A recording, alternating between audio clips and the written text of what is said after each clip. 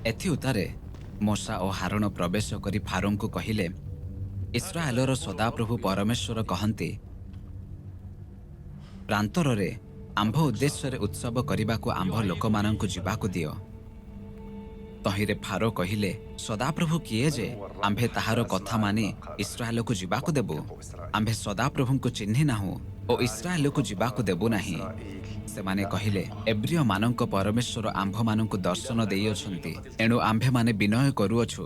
ସଦାପ୍ରଭୁ ପରମେଶ୍ୱରଙ୍କ ଉଦ୍ଦେଶ୍ୟରେ ବଳିଦାନ କରିବା ନିମନ୍ତେ ଆମ୍ଭମାନଙ୍କୁ ପ୍ରାନ୍ତରରେ 3 ଦିନର ପଥ ଯିବାକୁ ଦିଅନ୍ତୁ, ନହେଲେ ସେ ଆମ୍ଭମାନଙ୍କୁ ମହାମାରୀରେ କିମ୍ବା ଖଡ୍ଗ ଦ୍ୱାରା ଆକ୍ରମଣ କରିବେ।